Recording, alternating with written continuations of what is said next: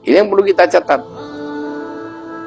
Kemudian tentang keutamaan mereka dan akhirnya dapat julukan Ahlul Bait, memang Quran yang menjelaskan. Sebagaimana firman Allah Subhanahu wa taala, Bismillahirrahmanirrahim. Innama yuridullahu liyudhiba ankumur rijsa ahlul bait wa yutahhirukum tathira. Ayat ini dikenal dengan ayat kisah, ayat selimut. Kenapa?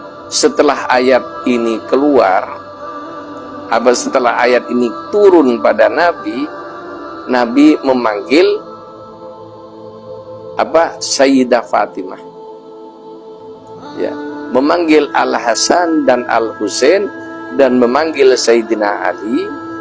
Kemudian Nabi membentangkan selimut, kemudian membaca ayat ini, innama yuridullahu liyudhiba ankumur rijsa ahlal bait wa yutahhirukum tathira, dan Nabi menyatakan hadza ahli baiti, ya Rabb hadza ahli baiti, inilah keluargaku. Itu Nabi, Sayyidah Fatimah, Al-Hasan dan Al-Husain dan Sayyidina Ali.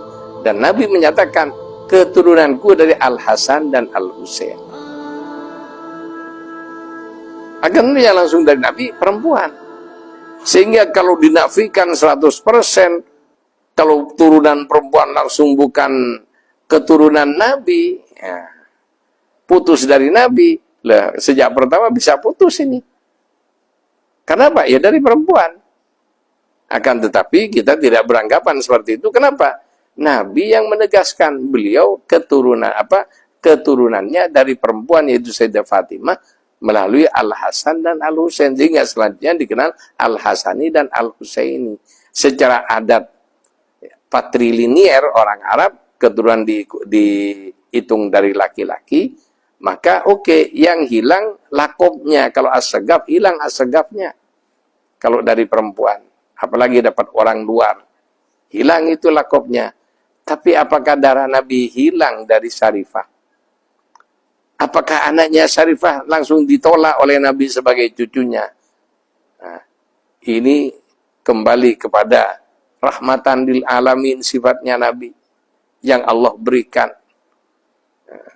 Dan juga berbagai pertimbangan-pertimbangan yang lain, ya kita, dan juga berdasarkan keterangan dari para ulama, kibar ulama, ya, ada nanti yang dikenal dengan Banu Fatimah, ya, keturunan Sayyidah Fatimah, itu perempuan-perempuan yang dapat dari luar klan mereka dan sudah dianggap putus nasabnya, akan tetapi perempuan tersebut adalah ahlil bait, ahli baitin Nabi sallallahu alaihi wasallam.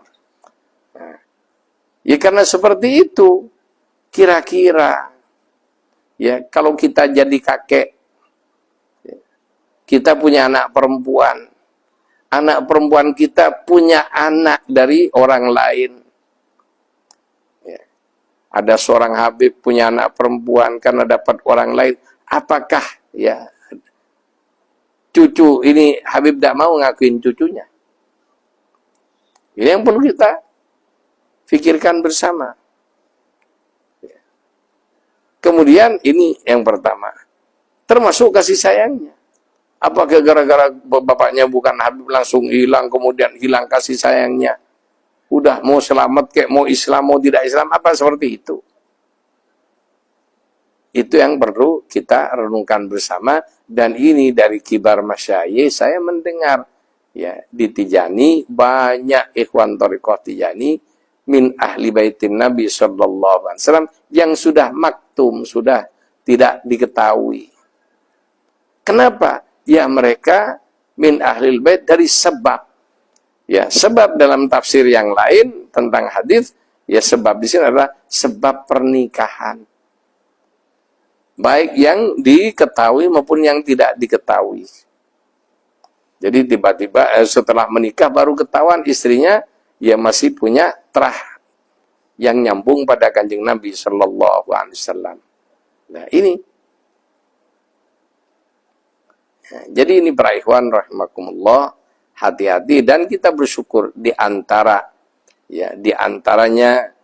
keistimewaan Thariqah Tijani ini, para keturunan Nabi yang dianggap putus dan sudah tidak dianggap min ahlil bait itu, yang dari Sayyidah Fatimah dikenal yang dari perempuan dikenal dengan Banu Fatimah, dan ini kebanyakan ngambil wirid tarekat Tijani dan punya keterikatan dengan Nabi melalui wirid Tijani yang diakui oleh Nabi sebagai Thariqah Al-Muhammadiyah, thariqahnya Kanjeng Nabi pribadi, yang mana Nabi menyatakan ke Syekh Tijani, wa ana syaihuka wa murabbika wa kafiluka.